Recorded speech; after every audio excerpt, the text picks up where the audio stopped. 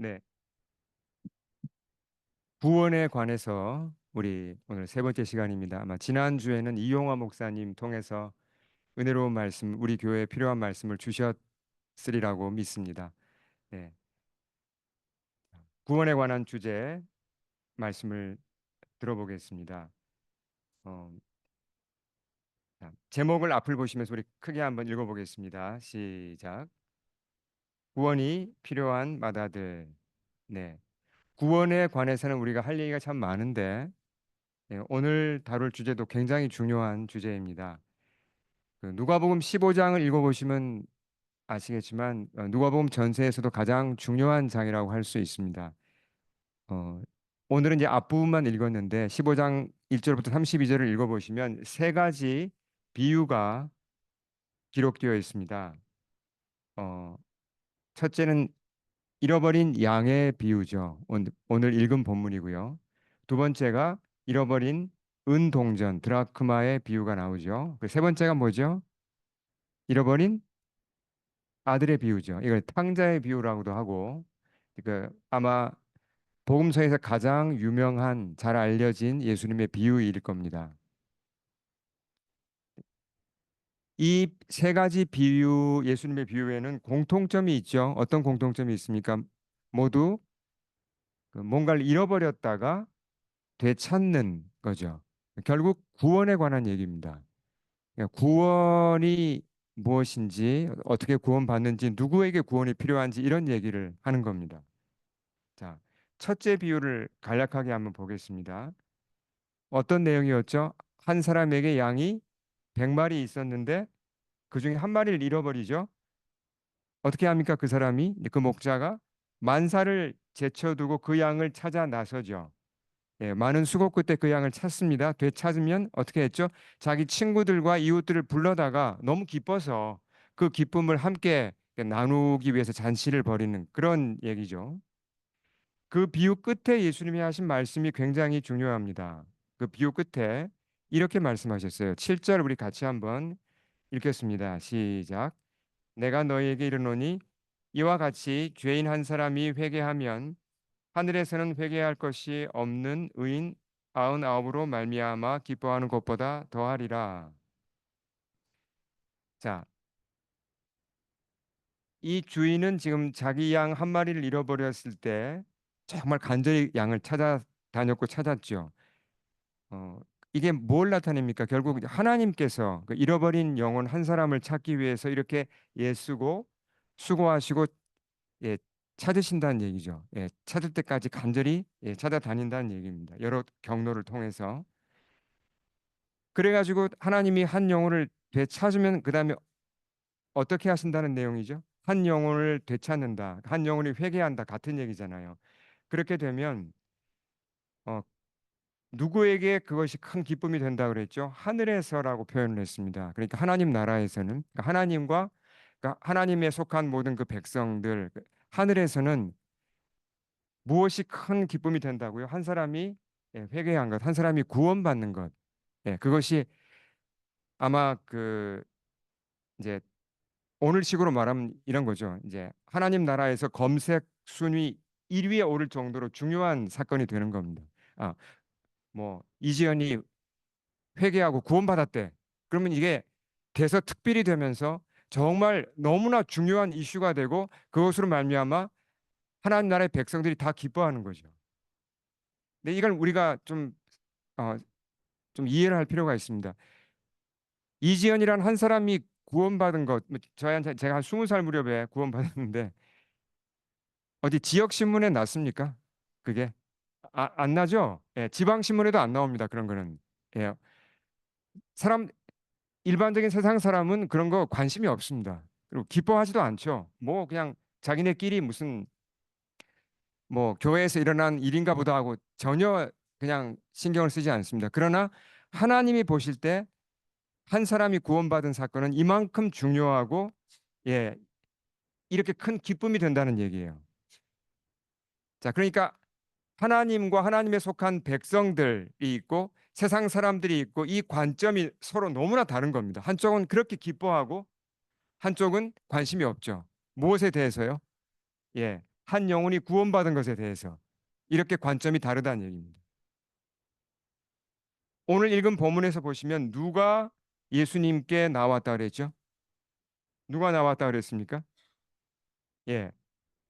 1절 같이 읽어볼까요? 시작. 모든 세리와 죄인들이 말씀을 들으러 가까이 나오니.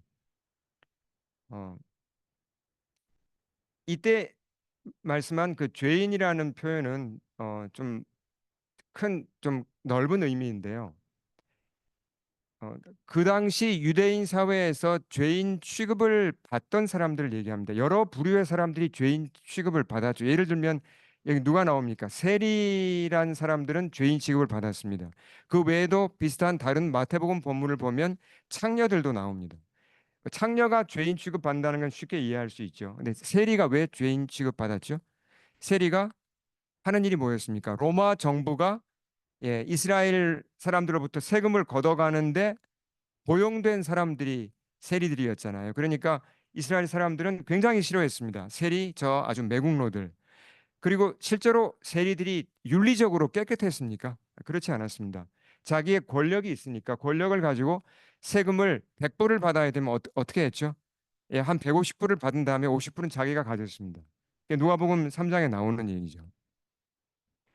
도덕적으로 이 사람들이 깨끗하지 않았기 때문에 그 사회에서 세리 그러면 아주 죄인 취급을 했죠. 그러니까 이때 지금 1절에서 예수님께 나온 사람들은 그 사회에서 그냥 공공연히 다 죄인 취급받는 그런 좀 윤리적으로도 문제가 있는 사람들이었습니다. 이 사람들이 신기하게 예수님께 가까이 왔다 그랬어요. 뭘 하기 위해서요? 말씀을 듣기 위해서.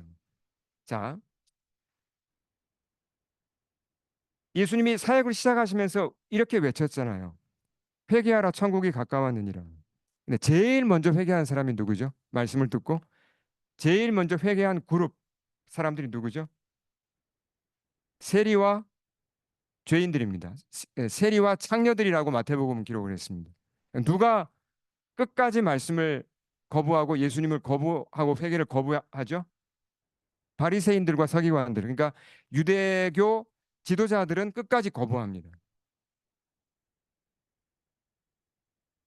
어, 그러니까 이 우리가 탕자의 비유를 이렇게 잘못 이해하는 경우 이제 어떤 식으로 이해를 하냐면 지금 예수님이 이 비유를 주시면서 어떤 배경을 가지고 주시죠?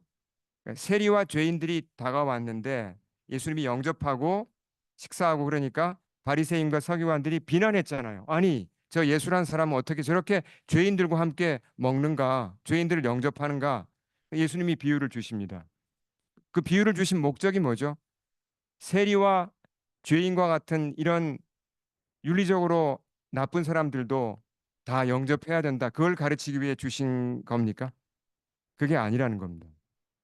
예. 많은 사람들이 이 탕자의 비유를 잘못 알고 있어요. 그래서 오늘 제가 몇 년 전에도 이 말씀으로 설교를 드린 적이 있는데 조금 다른 관점에서 오늘은 제가 말씀을 드리는데 구원의 관점에서 말씀을 드리는데 우리가 잘 들어야 됩니다. 자, 어, 다시 한번 이 1절의 배경을 가만히 보시면요. 어, 보세요. 세리와 죄인들이 누구에게 가까이 왔다 그랬죠? 예수님께 가까이 왔습니다. 뭘 하러요? 말씀을 들으러. 그러면 이 사람들의 삶에 지금 무엇이 일어났거나 일어나고 있는 거죠? 구원이 일어났거나 일어나고 있는 겁니다. 그렇잖아요. 예수님께 나오는 게 그게 구원이죠. 원래는 이 세리와 죄인들은 예수님하고는 반대 방향에 있던 사람들이었어요. 악을 행하고 죄에 빠져 있고 근데 지금 예수님의 초청을 듣고 와서 말씀을 듣고자 하고 가까이 지금 가고자 합니다. 예수님께. 이 사람들이 구원을 이 중에는 받은 사람도 있고 구원을 받는 중에 있는 사람도 있습니다. 자, 그러면 이런 장면을 보면 어떤 반응을 제3자가 이 장면을 보면요. 어떤 반응을 보이는 게 마땅합니까? 자, 한 사람이 지금 예수님과 전혀 관계없이 살다가 예수님께 관심을 가지고 나와서 회개하고 지금 구원을 받았습니다. 그 장면을 보면 그 보는 사람이 어떤 반응을 보이는 게 마땅하죠? 저 뭐 하는 거지? 어우, 좀 지루하다. 뭐 저도 좀 아우 좀 더 재밌는 게 없나? 뭐 이렇게 무덤덤한 반응을 보이는 게 당연합니까? 아니면 어떤 반응을 보이는 게 당연하죠?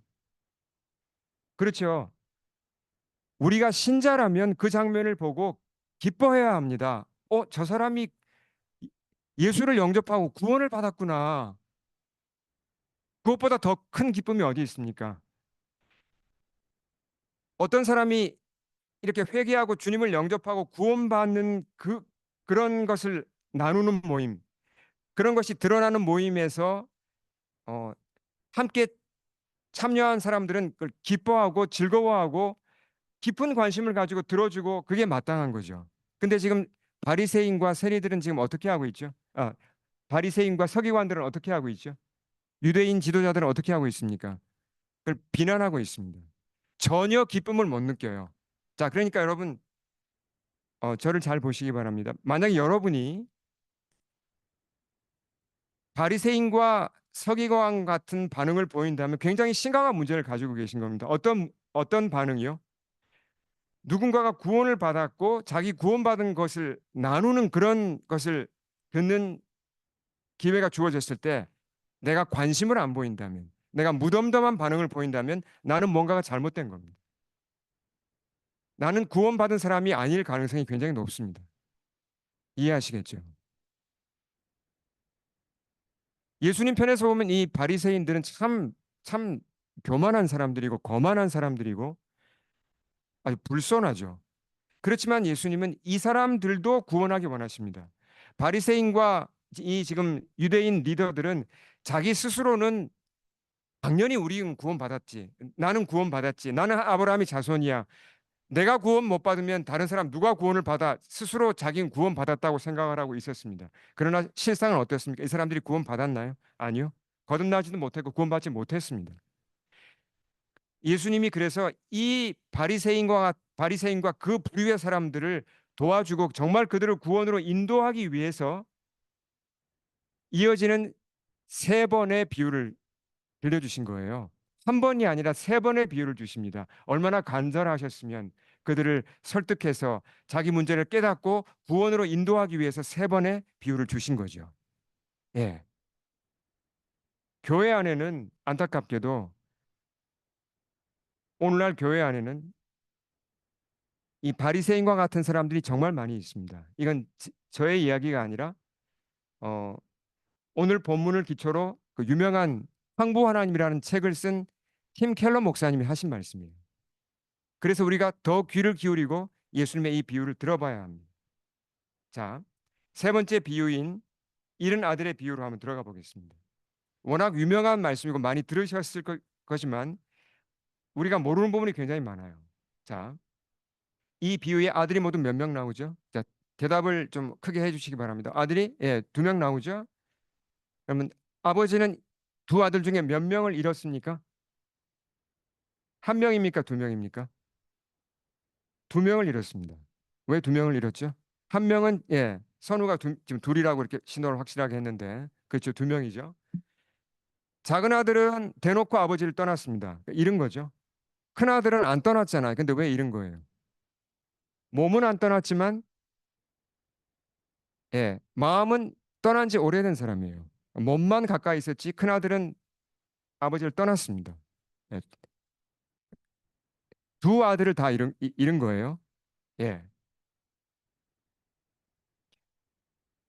자, 그러니까 어, 작은 아들 같은 경우는 그러니까 내가 만약에 작은 아들이라면 내가 작은 아들이다. 이거를 인식하는데 별 어려움이 없습니다. 예. 그러니까 이제 32절을 잠깐 먼저 보시면 32절 우리 같이 한번 읽어보겠습니다. 시작. 이 내 동생은 죽었다가 살아났으며 내가 잃었다가 얻었기로 우리가 즐거워하고 기뻐하는 것이 마땅하다. 이게 아버지가 맨 끝에 하신 말씀이거든요. 이 비유는 이 말씀으로 끝납니다. 자, 이 말씀을 가만히 보면 둘째 아들 그 동생이 이 아버지가 지금 큰 아들한테 한 얘기거든요. 그러면서 동생 얘기를 합니다. 뭐라 그랬죠? 죽었다가 살아났다 그랬고 잃었다가 얻었다 그랬죠. 그러니까 한번 이 사람은 영적으로 죽었었고 잃어버린 자 되었는데 나중에 되찾았다는 얘기죠. 근데 큰아들도 마찬가지로 예, 죽었고 잃어버렸다가 되찾았는지는 아직 몰라요. 이 비유에는 그 얘기는 안 나옵니다. 자, 그럼 여기서 두 가지 타입의 그 아들이 있는데 두 가지 타입의 잃어버린 자가 있다는 겁니다. 자, 작은 아들 타입은 어떤 타입이라 그랬죠? 작은 아들 타입의 사람은 아버지에게 지금 작은 아들이 어떻게 했죠? 재산 주세요. 저는 아버지가 싫으니까 떠나겠습니다라고 떠난 사람이에요. 예. 그러니까 물리적으로도 아버지를 떠났고 교회를 떠났고 기독교를 떠난 사람들입니다. 오늘날로 얘기하면. 그러니까 작은 아들 타입의 사람들은 교회 밖에 있는 사람들입니다. 하나님께 대부분 관심이 없어요. 예.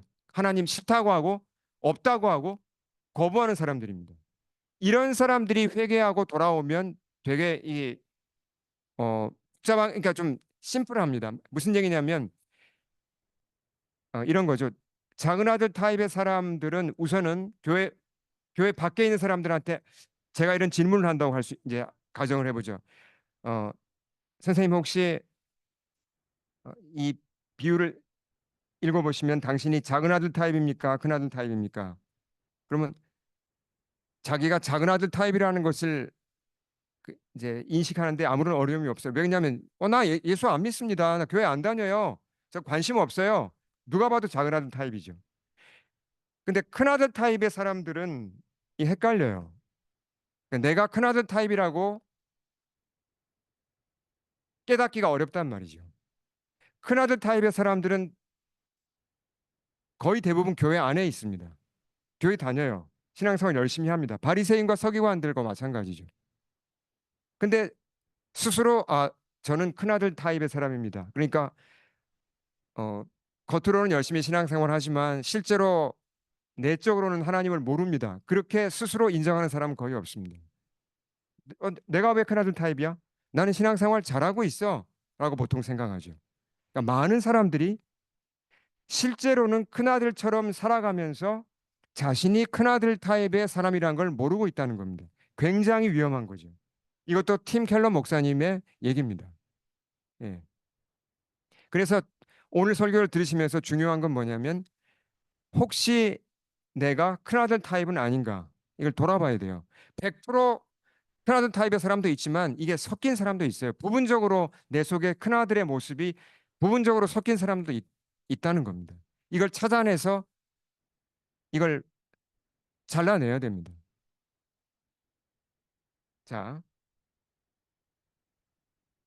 제가 하나 예를 더 들어보겠습니다. 지난 주에 제가 CMI 컨퍼런스에 참석해서 이제 설교도 많이 있었고 그 간증이 그 라이프 테스트원이라고 그러죠. 그러니까 자기 인생의 간증, 그러니까 어떻게 크리스찬이 됐는지를 이제 간증하는 순서들이 이제 잘 준비된 간증들이죠. 있었는데 그 중에 하나를 간략하게 소개하겠습니다. 게리라는 제가 그냥 first name만 썼습니다. 게리라는 한 30대 초반의 청년이 있었는데 전형적인 그 미국 백인입니다. 근데 이 형제가 어 이제 미국 중부 지역에서 태어나서 그 중산층 크리스찬 가정에서 자랐다고 합니다. 시골 마을이고 크리스찬들이 대부분 모여 사는 그런 이제 어 그런 동네였는데요. 어렸을 때 이제 엄마 아빠를 따라서 이제 매주 주일에 당연히 예배를 가고 그리고 그 부모님이 신앙생활을 열심히 했습니다. 수요 기도회도 빠지지 않고 나갔다고 합니다. 겉으로 볼 때 이 게리의 가정은 지극히 정상적으로 보이고 경건해 보였죠. 근데 실제로는 그렇지 않았다는 걸 얘기해 줬어요. 게리가 좀 점점 자라가면서 보니까 엄마 아빠 사이에 계속 싸움이 있는 거예요. 다툼이 점점 심해지는 거예요. 그 게리가 좀 더 자라서 아마 청소년이 될 무렵에 아버지가 술을 마시는 게 좀 늘어나서 알코올 중독 적으로 이제 빠지게 됩니다. 그리고 도박에도 손을 대게 됐어요. 아버지가. 그걸 보면서 게리는 이 이제 아들이 자기 아버지를 보면서 굉장히 이제 그 충격을 받고 실망을 한 거죠. 이게 뭐지? 왜 주일에는 교회를 열심히 다니는데 우리 아버지 집에서는 왜 알코올을 거의 중독이고 도박을 이렇게 할까? 이게 혼란이 온 겁니다. 그러면서 게리도 교회를 점점 멀리하게 되는 거죠. 그러다가 이제 그 어, 오하이오 컬럼버스에 있는 대학을 이제 대학으로 진학하면 되면서 집을 떠나요. 근데 대학에 오게 되니까 이제 여러 도전이 있죠. 그러면서 완전히 교회를 떠났습니다. 게리가. 근데 그 무렵에 어떤 일이 일어났냐면 어, 게리의 할머니가 크리스찬이신데 자기 손자 게리를 위해서 대학 학자금을 다 이제 이렇게 적금을 부었는지 다 마련해 놓았고 통장에다 다 넣어서 이제 쓸 수 있도록 준 겁니다. 큰 은혜죠. 근데 그것을 누군가가 게리의 이름을 도용해서 다 빼서 써버린 거예요. 그 게리는 엄청난 충격을 받았죠. 자기 학자금이 다 없어진 거잖아요. 4년치가 다 없어진 겁니다. 근데 그걸 누가 그렇게 했냐면 자기 아버지였어요. 아버지가 자기 아들 게리의 이름을 도용해가지고 그 돈을 빼서 도박 자금으로 다 쓴 겁니다. 그러니까 뭐 게리가 이게 이 친구가 대학 1학년 때 너무나 큰 충격을 받고 어, 학교를 더 이상 못 다니고 우울증에 빠져서 폐인이 되다시피 해서 거의 반 노숙자가 됐어요.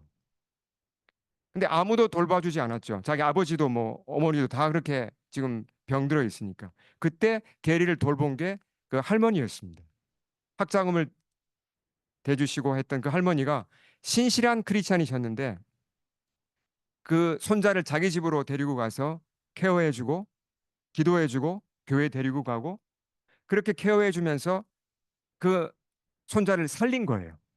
할머니 덕에 다시 소생해서 학교를 다니고 이제 그래도 좋은 성적으로 대학을 마치고 이제 취직까지 할 수 있었어요. 그 과정 중에 할머니 은혜로 게리는 신앙을 회복했습니다. 예. 자, 그럼 보세요. 여기서 게리 아버지를 한번 생각해 보죠. 자, 게리 아버지의 신앙에 대해서 어떻게 생각하세요?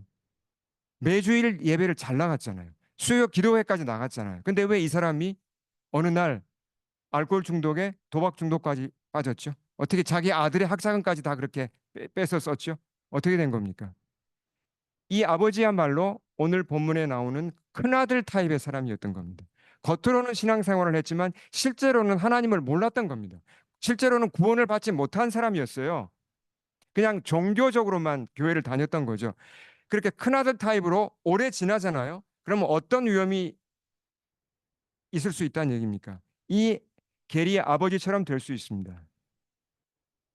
어느 날 다 무너진다는 얘기죠. 예. 자, 다시 비유로 돌아오겠습니다.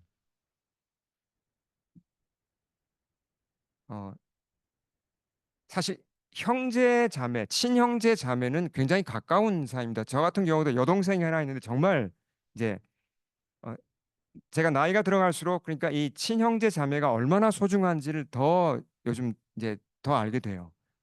얼마나 이게 가깝고 서로 사랑하고 아껴주는 사이예요. 그러니까 제게 여동생이 있다는 게 정말 제가 참 기쁘고 얼마나 행복한지 몰라요. 이제 제 이런 어, 형제 자매가 있다는 것이 물론 이제 영적인 형제 자매도 귀하지만 친형제 자매 같은 경우는 좀 다르잖아요. 근데 오늘 비유에서 형제가 모두 몇 명이죠? 둘밖에 없어요. 근데 둘 사이가 어떻습니까? 찬바람이 불어요. 특히 형이 동생을 대하는 태도를 보면 굉장히 문제가 많습니다. 동생이 회개하고 돌아왔잖아요. 그래서 아버지가 큰 잔치를 베풀고 이렇게 막 즐거워하니까 그걸 반발합니다. 이제 아버지의 자세는 이렇습니다. 32절을 우리 다시 한번 크게 읽겠습니다. 이것이 이제 아버지가 큰아들한테 한 얘기죠. 시작. 이 내 동생은 죽었다가 살아났으며 내가 잃었다가 얻었기로 우리가 즐거워하고 기뻐하는 것이 마땅하도다. 자, 보세요. 지금 어떤 잔치가 벌어진 거죠? 완전히 어 완전히 죽었고 잃어버렸던 지금 둘째 아들이 돌아온 거고 형으로 보면 자기 동생이 돌아온 겁니다. 그러니까 몸만 돌아왔습니까? 아니면 이 둘째 아들이 회개하고 구원을 받았습니까? 회개하고 구원을 받았습니다. 내 동생이 회개하고 구원을 받았다는 것보다 전 더 기쁜 소식이 없을 것 같아요. 제 동생이 아직 믿지 않고 있거든요. 근데 정말 기도할 때마다 간절히 기도합니다. 얘가 정말 구원받도록. 근데 구원받았다는 소식이 들린다면 저는 그것보다 더 큰 기쁨이 없을 것 같아요. 당장이라도 뛰어가서 정말 큰 잔치를 열어주고 싶고 그런 예, 아마 다들 비슷하실 겁니다. 우리 크리스찬들은 형제나 자매 중에 부모나 자녀 중에 정말 거듭나야 될 사람, 구원받아야 될 사람이 구원받는다면 그 일이 일어난다면 얼마나 기쁘겠습니까? 그게 그것보다 더 큰 기쁨이 어디 있겠습니까? 근데 형은 자기 동생이 구원을 받았는데 지금 어떤 반응을 보이냐면요. 28절 같이 읽겠습니다. 시작. 그가 놓아요 들어가고자 하지 아니하거늘 화를 내요. 아니 어떻게 물론 이제 동생이 잘못했죠. 아버지 재산 받아가지고 나가서 다 탕진하고 가문 망신시키고 분명히 잘못한 건 맞습니다. 근데 회개하고 돌아왔잖아. 이제 구원 받았잖아요. 근데 전혀 거기에 대해서 즐거움이 없고 전혀 어떤 기쁨이 없습니다. 그 화를 냅니다. 그러니까 아버지의 기쁨에 이 큰아들이 공감을 하지 못해요. 전혀 공감하지 못합니다. 아, 우리 아버지 진짜 제정신이신가? 왜 이런 일이 지금 잔치를 벌리지? 이런 지금 태도를 보이는 거예요.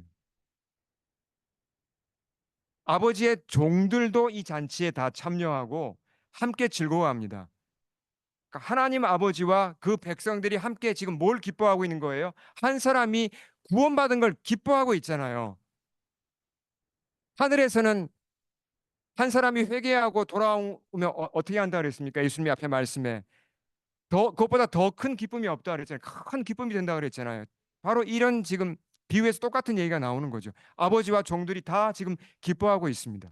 뭐 송아지 고기 먹는 걸로 기뻐하는 겁니까 지금? 그게 아니잖아요. 한 사람이 구원받은 걸로 그렇게 기뻐하고 있는 거잖아요. 근데 보세요. 형은 들어가고자 하지 아니했다 그랬습니다. 그런 잔치에 저는 들어가고 싶지 않아요라고. 어, 형의 입장에서 이렇게 얘기하는 거예요.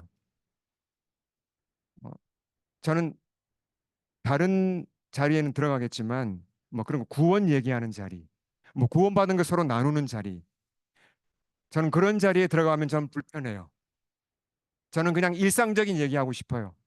그냥 사람이 살아가는 그냥 평범한 얘기를 하고 싶고 내가 하고 싶은 얘기, 내가 즐거운 얘기를 나누고 싶지. 저는 구원에 관한 그런 얘기, 영적인 이야기, 하나님과 관계된 얘기하는 자리에 저는 들어가고 싶지 않아요라고 하는 겁니다. 자, 뭐가 드러납니까? 이 사람이 구원받은 사람입니까? 아니죠. 구원받은 사람이 아니에요. 거듭난 사람이 아니에요.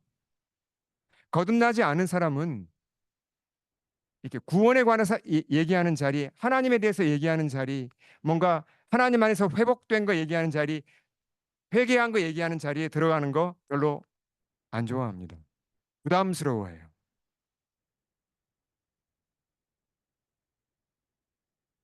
이해하실 겁니다. 무슨 말인지. 자, 또 하나 보면요. 이 사람이 화를 냈다 그랬어요. 큰아들이. 아니, 이게 좀 화낼 자리입니까? 근데 왜 화가 났죠, 이 사람이? 화가 난 이유를 그 대화를 보면 드러납니다. 자기 아버지에게 이렇게 얘기를 해요. 30절 같이 읽겠습니다. 시작. 아버지의 살림을 창녀들과 함께 삼켜버린 이 아들이 돌아오매 이를 위하여 살진 송아지를 잡으셨나이다. 아버지 참 잘하고 계십니다. 잘하고 계십니다. 지금 이렇게 막 비꼬면서 어, 보면 자기 동생이라고도 안 불러요. 그 보면 어, 이 아들, 그러니까 당신 아들이 돌아오니까 당신 기쁘지? 이런 식으로 지금 아버지한테 말도 함부로 하면서 동생이라고도 부르지 않고 당신 아들 말이야. 이런 식으로 굉장히 거칠게 말을 합니다. 왜 그러죠? 왜 이렇게 화가 났죠? 보세요. 처음에 동생이 그 둘째 아들이 집을 떠날 때 아버지가 유산을 나눠 줬나요? 네, 나눠 줍니다. 그러니까 보통 장자에게 3분의 1을 주고 둘째 아들에게는 3분의 1을 줍니다. 그러니까 3분의 1을 받아 나간 거예요. 그러면 형은 생각할 때 이제 어떻게 생각했겠습니까? 아, 이 그 동생 걔 떠났으니까 아버지의 유산은 다 내 거다. 그렇게 계산을 했겠죠. 근데 동생이 돌아왔잖아요. 근데 아버지가 또 동생을 또 어떻게 했습니까? 예, 맞아들였어요. 지위를 회복시켜줬어요. 그러면 유산 문제가 앞으로 어떻게 됩니까? 현재 남은 유산에서 동생이 또 받아갑니다. 그럼 형은 자기 유산이 예, 줄어드는 거예요. 그게 화가 나는 겁니다. 결국은 재산 때문이에요. 화가 난 이유가. 예, 큰아들 타입의 사람들의 특징이 뭐냐면요. 신앙생활을 평소에는 잘합니다. 근데 어, 자기가 기대하는 만큼 뭐가 안 나올 때 분노에 붙잡힙니다. 무슨 얘기냐면 보세요. 열심히 주일 성수하고 열심히 헌금하고 봉사하는데 하나님 왜 저한테 이런 병을 주십니까? 화가 솟구쳐요. 어떤 시련이 다가오면 성적이 안 나오고 진급이 안 되고 사업이 안 될 때 하나님 제가 분명히 이렇게 헌신했는데 이렇게 신앙생활 딱 부러지게 했는데 이거 뭡니까? 왜 안 주시는 겁니까? 라고 예, 분노를 하나님을 향하여 분노를 쏟아내는 거죠. 그러니까 그 분노는 하나님께로만 갑니까? 아니면 옆 사람에게도 갑니까? 옆 사람에게도 가요. 예. 애꿎은 옆에 있는 분들이 가족들이 또 피해를 입죠. 어떤 때는 그 분노가 자기 자신에게로 향합니다.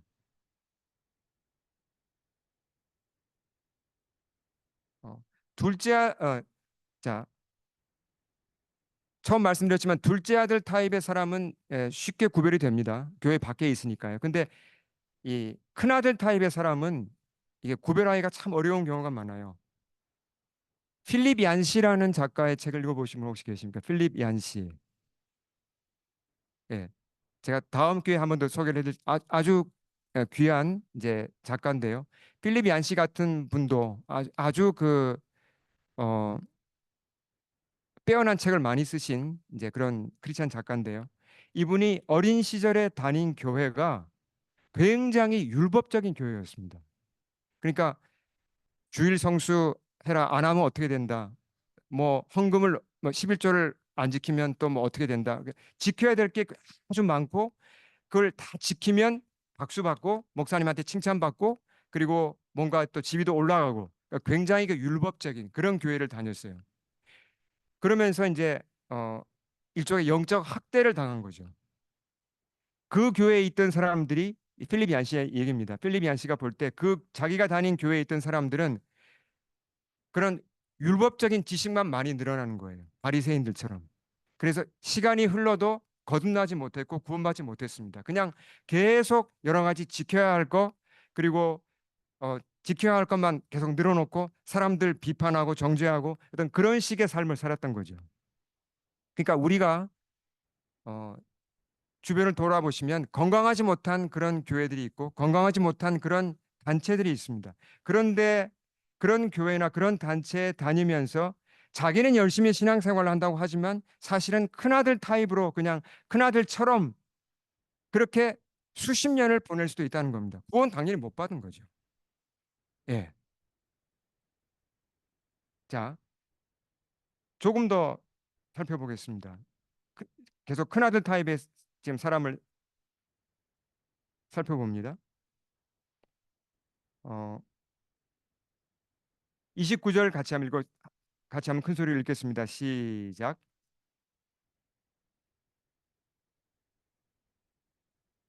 네. 큰아들이 아버지한테 한 얘기입니다. 아버지를 섬겼다고 표현했는데 섬겼다는 이 동사를 원어로 보면 to be a slave라는 뜻이에요. 노예라는 뜻입니다. 그러니까 노예처럼 일했다는 거죠. 그러니까 하나님과 관계를 맺는 데 있어서 이 사람은 굉장히 지금 뭔가를 잘못 이해하고 있어요. 하나님이 자기를 노예처럼 부렸다고 생각하는 거죠. 그러니까 하나님의 사랑을 전혀 체험하지 못하고 있습니다. 어, 하나님이 하나님이 우리를 노예로 부리는 게 아니잖아요. 근데 뭔가 잘못돼서 하나님과의 관계에 있어서 이렇게 잘못된 거죠. 그리고 또 한 번 이렇게 얘기를 합니다. 29절, 30절 같이 읽겠습니다. 시작.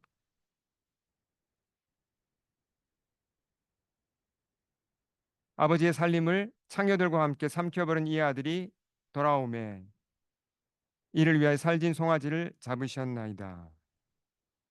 예. 이 사람은 자, 지금 큰아들이 한 말이 정말 맞는 말일까요? 아버지가 염소 새끼 한 마리 안 주었나요, 정말? 정말 아버지가 그러셨을까요? 전혀 그렇지 않습니다. 큰 오해가 있었죠. 아버지가 뒤에 하는 말을 보면 뭐라 그랬습니까? 예, son, 너는 항상 나와 함께 있으니 내 것이 다 너의 것이로 되라고 분명히 말씀합니다. 아버지는 사랑이 넘치는 분이세요.